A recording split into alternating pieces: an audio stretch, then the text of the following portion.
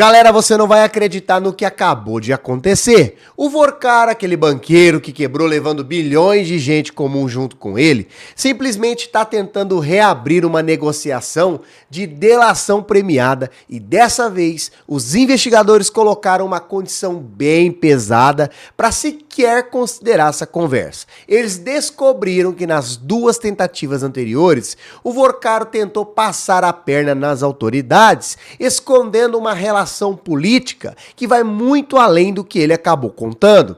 Agora, tem um senador de peso do Centrão que está envolvido nessa história e um projeto de lei inteiro que teria sido escrito dentro do próprio banco dele. E ainda, galera, tem o ministro André Mendonça do STF batendo o pé e recusando até conversar sobre o desenho dessa nova delação. Galera, eu vou mostrar para você cada peça desse quebra-cabeça, o nome desse senador e o que o Vorkar acabou escondendo e por que o Flávio Bolsonaro também pode acabar entrando nessa história. Fica comigo até o final, porque o detalhe da mentira dele é o que acabou mais irritando os investigadores. Já deixa o like e se inscreva no canal e bora pro vídeo. Então vamos direto ao ponto. O Vorkar já tentou fechar delação premiada 2 vezes e as 2 vezes acabou levando recusa da Polícia Federal e da Procuradoria-Geral da República. Agora, passado 2 meses da segunda rejeição e depois de mais de uma troca na equipe de defesa dele,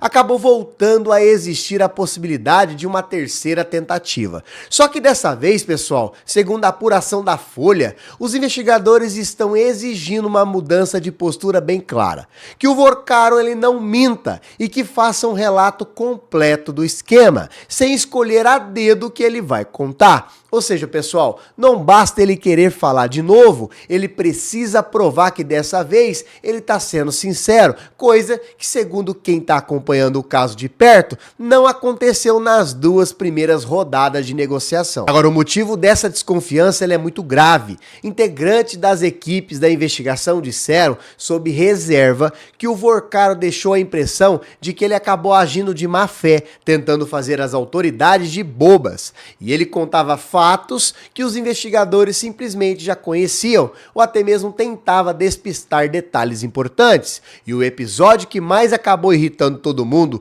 envolvido nessa apuração tem nome e sobrenome: Ciro Nogueira, senador do Piauí, presidente do PP e um dos principais líderes do Centrão, além de ex-ministro do governo Bolsonaro. O Vorkar tratou o Ciro como grande amigo de vida nas conversas que ele teve com investigadores em uma tentativa de suavizar a relação entre os dois. Só que a investigação foi além dessa versão contada por ele e acabou descobrindo uma coisa muito mais grave escondida atrás dessa amizade. Agora, segundo o que foi apurado pela Polícia Federal, um auxiliar de Vorkar dentro do próprio Banco Master acabou escrevendo o texto de um projeto de lei e esse texto ele foi enviado direto para o senador Ciro Nogueira.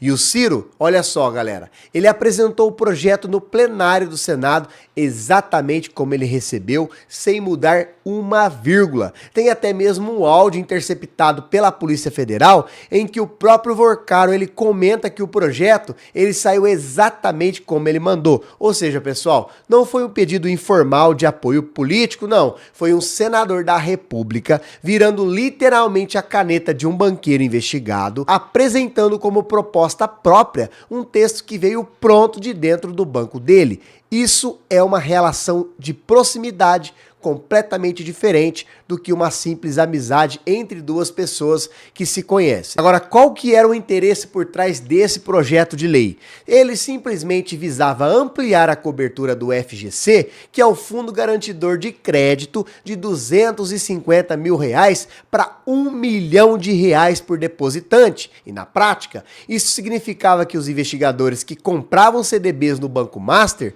poderiam colocar muito mais dinheiro na instituição com a garantia de que mesmo se o banco quebrasse, teria ali um valor bem maior protegido pelo fundo. Ou seja, pessoal, o projeto ele beneficiava diretamente o modelo de negócio do Vorcaro, atraindo mais capital para o banco dele através de uma sensação de segurança inflada artificialmente para quem estava investindo. E esse projeto não surgiu do nada dentro do Congresso, ele simplesmente acabou nascendo dentro do próprio banco e foi carimbado pelo nome de um dos senadores mais influentes do país. E é justamente por causa desse episódio que os investigadores concluíram que boa parte do que o Vorcaro acabou contando sobre esse assunto, incluindo a insistência dele em pintar aquilo como simples amizade, simplesmente não era verídico. E aqui vale separar, é claro, bem o que é fato do que é leitura, tá? Fato confirmado, galera, existe o texto do projeto de lei, existe o áudio interceptado, existe a apresentação do projeto no plenário sem alterações. Interpretação dos investigadores, galera, que a relação entre o Vorcaro e o Ciro Nogueira era mais próxima e mais interessada financeiramente do que ali uma simples amizade e que o Vorcaro tentou esconder isso nas rodadas anteriores de negociação. Então é basicamente esse tipo de omissão que agora acabou virando condição obrigatória para sequer considerar uma terceira tentativa de acordo. Agora tem outro nome na jogada, galera, não são somente esses não, que também está levantando uma pergunta muito grande. O advogado Daniel Bialski, ele entrou na equipe de defesa do Vorcaro no mês passado, inclusive passando a trabalhar ao lado do Sérgio Leonardo, amigo do banqueiro e advogado dele desde o começo de toda a Operação Compliance Zero. O Bialski, ele disse em entrevista para a Globo News que o Vorcaro quer falar e ele quer colaborar mais uma vez, se tiver, é claro, aquela oportunidade para isso. Só que, segundo interlocutores ouvidos pela Folha, as conversas iniciais dessa nova fase têm girado em torno de temas bem mais amplos do processo, não necessariamente focada somente no desenho específico de uma delação. Então, isso está sugerindo que ainda não existe proposta fechada, somente ali uma sondagem inicial de terreno por parte da nova defesa. E aqui acaba entrando o detalhe, galera, que está mostrando o quanto que o STF está com o pé atrás nessa história toda. O novo advogado do Vorcaro já solicitou ali uma audiência com o ministro André Mendonça, que é o relator de todo o caso Master, só que o gabinete do ministro, ele simplesmente rechaçou de cara a possibilidade de tratar sobre o desenho de uma nova delação. Então, pessoas próximas ao Mendonça tá afirmando que ele até mesmo tem disponibilidade para receber os advogados dos casos que está conduzindo, mas ele deixa bem claro que não cabe a ele, como ministro, ficar discutindo os termos de um possível acordo de colaboração.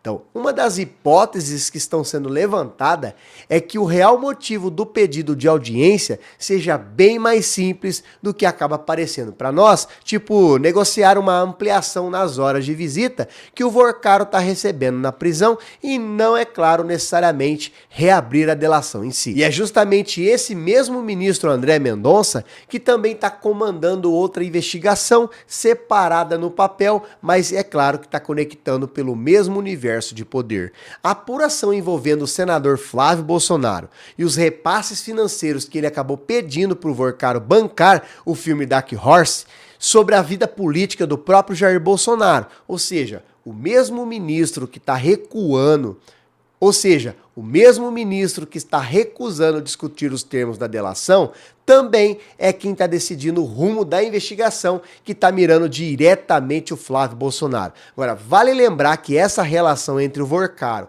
e o Flávio já rendeu desconfiança antes, principalmente depois de mensagens vazadas em que os dois se tratavam como irmão em uma proximidade chamativa ocorrida pouco antes da prisão do banqueiro. E é claro que agora tem mais um fato recente que acaba reforçando esse pano de fundo.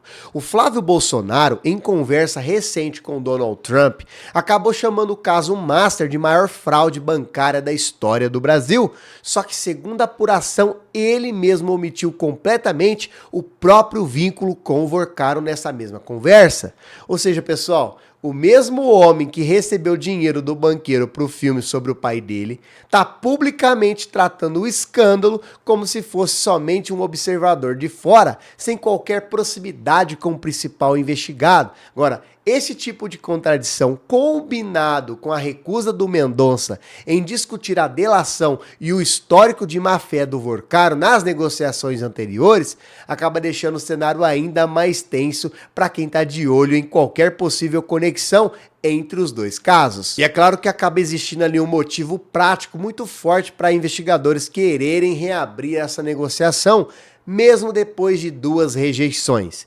Sem a colaboração do Vorcaro, recuperar o dinheiro que ele mandou para o exterior fica extremamente, galera, muito mais difícil. Segundo a apuração, a própria equipe de investigação sabe que existe dinheiro remetido para fora do país, mas não tem certeza de onde exatamente esse valor está guardado, nem mesmo o tamanho real dele. Agora, esperar o processo tradicional correr, com condenação e trânsito em julgado, para só depois tentar ali localizar esses recursos, é descrito por um dos investigadores como uma verdadeira corrida de obstáculos. Então, por isso a pressão do Vorcaro para entregar informação de qualidade dessa vez, ao invés de repetir o padrão de omissão que ele acabou usando nas 2 primeiras tentativas de acordo. Agora, presta muita atenção nesse ponto importante, pessoal. Os próprios investigadores estão fazendo questão de deixar muito claro que eles não dependem da delação para continuar avançando no caso. Segundo pessoas envolvidas nas conversas,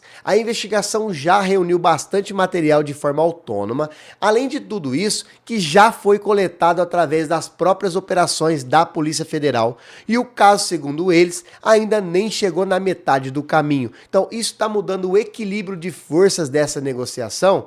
Não é o Vorcaro que está numa posição de barganha forte, não. São os investigadores que têm o controle da situação, o que acaba explicando por que estão colocando tantas condições duras para sequer considerar sentar de novo com ele. Então a bola nesse momento, galera, tá muito mais do lado da investigação do que do lado do banqueiro que tá preso, o Daniel Vorcaro. Agora, galera, resumindo esse quadro completo, o Vorcaro ele tá pedindo uma terceira chance de delação.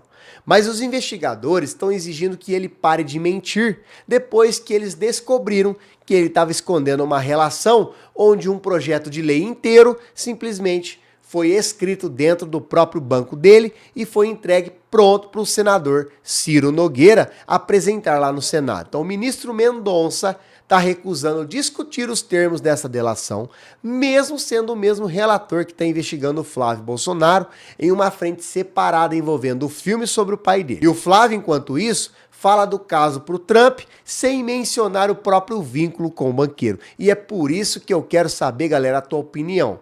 Você acha que o Vorcaro ele vai finalmente contar a verdade dessa vez? Ou você acha que ele vai continuar escondendo nomes grandes do Centrão e, é claro, da política brasileira? Galera, deixa sua resposta nos comentários, dá aquele likezão. E se você chegou até aqui, se inscreva no canal para você continuar acompanhando cada capítulo dessa investigação enquanto ela for se desenrolando. Já ative as notificações toda vez que nós postarmos vídeo no canal, o YouTube vai enviar para você em primeira mão. Não se esqueça de hypar o vídeo. Se você não é membro do canal, clica aqui embaixo, ó, seja membro. Então, quando você se torna membro do canal, além de você demonstrar apoio ao nosso trabalho, ao nosso canal, você ajuda o nosso canal a continuar crescendo cada vez mais e trazer para você conteúdo e vídeo de qualidade para você em primeira mão, e assim você não está perdendo nada que está acontecendo no âmbito da política nacional. Vou deixar na descrição, galera, se você curte também